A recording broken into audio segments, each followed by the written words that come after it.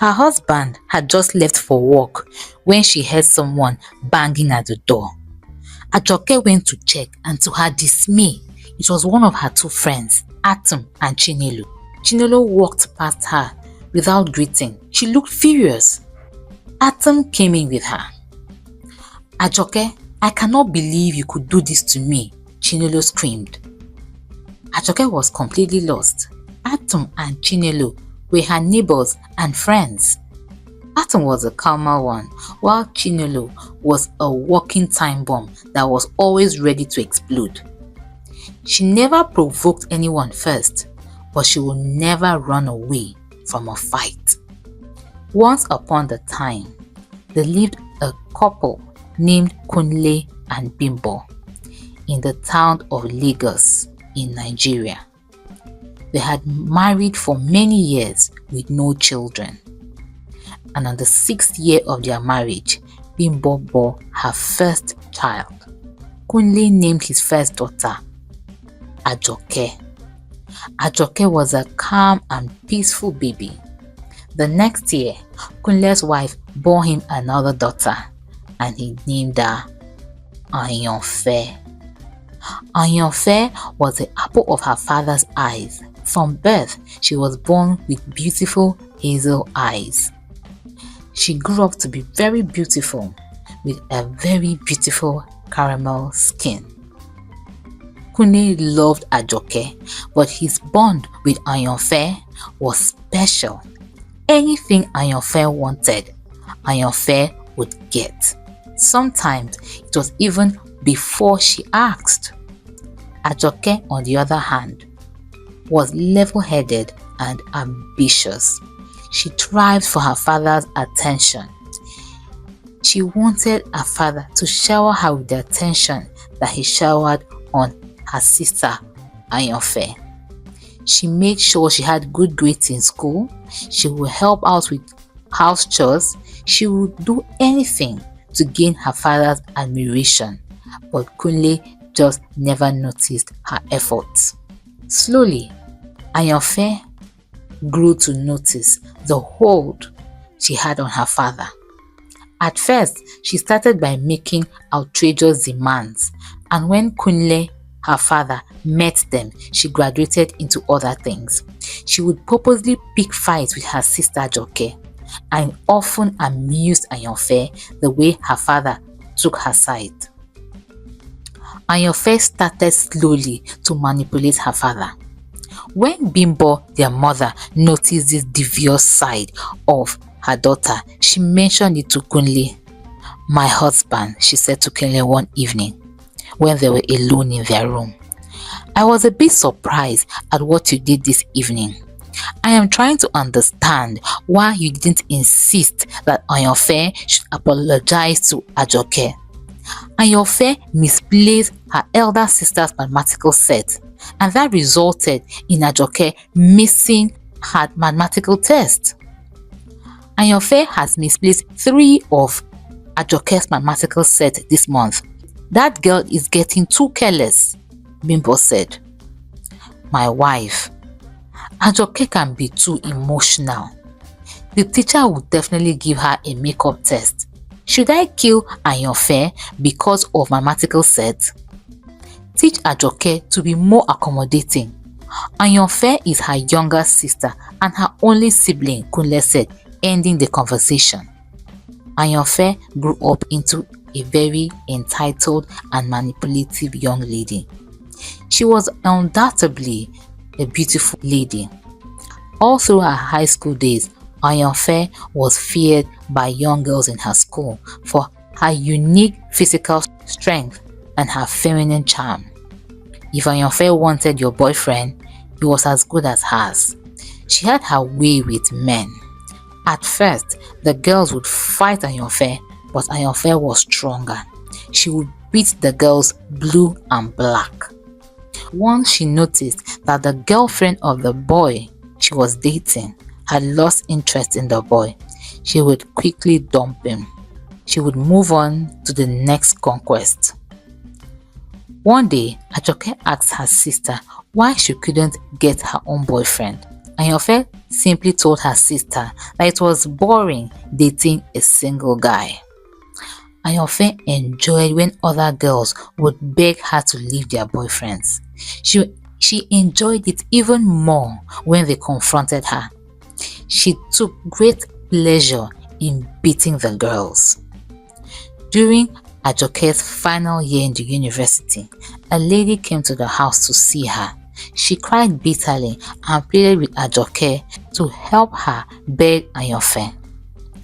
Ajoke knew immediately what the problem was, but she still asked the lady, "What exactly is going on between you and my sister? What is the problem?" Ajoke asked the lady that was crying. The lady recounted her sad ordeal to Ajoke. She told Ajoke that her wedding that was to take place in 1 month's time had been called off by her fiancé. The lady told Ajoke that her sister has now moved into her fiancé's home. The lady begged her to plead with Ayanfe to leave her man for her because she was pregnant for him. Ajoke was getting terrified at how mean her sister was to other people. When Ajoke confronted her, Ayanfe simply told her that no man can be snatched. "He is not a property, Ajoke. A man left her for me and she came here to cry to you." "For you to do what? Make me leave the man?" Ayanfe asked. "Please, Ayanfe, just leave this one. You have other men that are begging for your attention. She is pregnant for him," Ajoke pleaded. "How does that affect me?" Ayanfe said before walking away from her sister. Because of her sister's lifestyle, Ajoke kept her own relationship a secret. She made sure her fiancé's path and that of her sister never crossed until it was time for her wedding. Ajoke's husband, Gbenga, was a petroleum engineer that lived in Port Harcourt in Rivers State. He was handsome and very serious-minded. They had courted for about a year before Gbenga proposed. After the wedding, Ajoke moved from Lagos to Port Harcourt to be with her husband. She had concluded her mandatory 1-year youth service and had settled into married life. Few months after her wedding, Ayanfe called her sister and told her that she had been posted to Port Harcourt for her youth service. Ajoke panicked.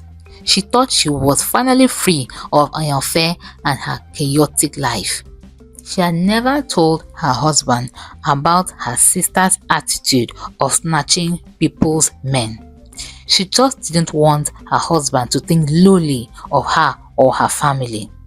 And so she suffered in silence, praying that her sister would be posted far away from where she was living. She woke up one morning to her father's call. "Ajoke, why haven't you gone to pick up your sister from camp? Should she be stranded when you're living in that same state?" Before Ajoke could say a word, her father ordered her, "Go and pick her up at the orientation camp immediately," her father said, and ended the call. Ajoke got up and prepared to drive to the camp to pick up Ayanfe. Ayanfe came back with her and settled in. Everything was going smoothly until Ajoke has to travel to Lagos for a job interview.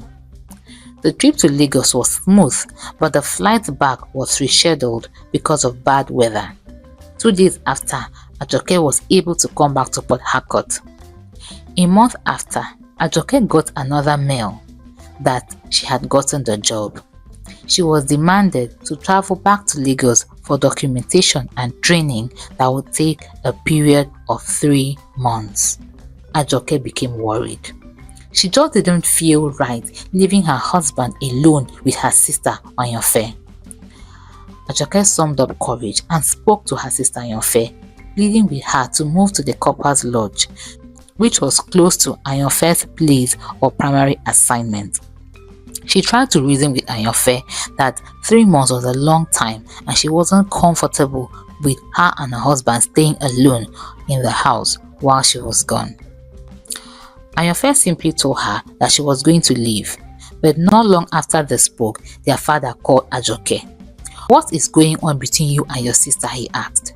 Before Ajoke could respond, Kunle warned his daughter seriously. Don't you dare send your sister out of that house. What would your sister want with your husband? Do you know the type of man she's going to marry? If your sister leaves that house, consider me dead to you, Kunle said to his daughter. Gbenga, Bimbo's husband, was on the fence. He didn't care if Ajoke stayed or if she left to the Copper's Lodge.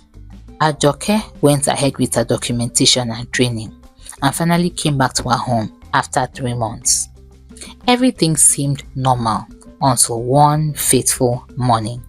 Her husband and Ayanfe had gone to work when Ajoke heard someone banging at the door. Ajoke went to check, and to her dismay, it was 2 of her friends, Atom and Chinelo. Chinelo walked past her without greeting. She looked furious. Atom came in with her. Ajoke, I cannot believe you could do this to me, Chinelo screamed. Ajoke was completely lost. Atom and Chinelo were her neighbors and friends. Atom was a calmer one, while Chinelo was a walking time bomb that was always ready to explode.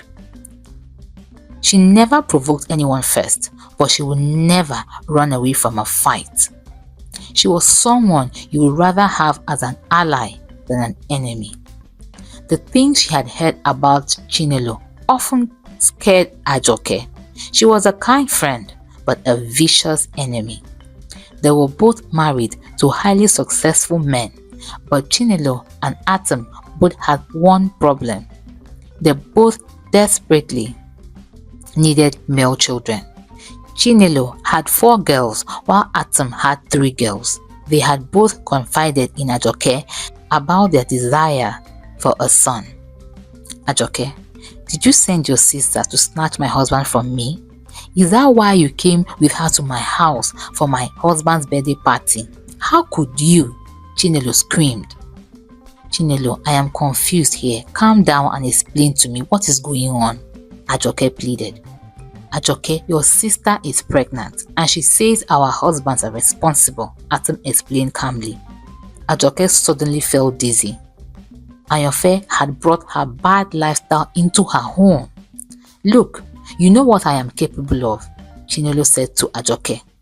I have been with that man right from high school and we have been married for 10 years.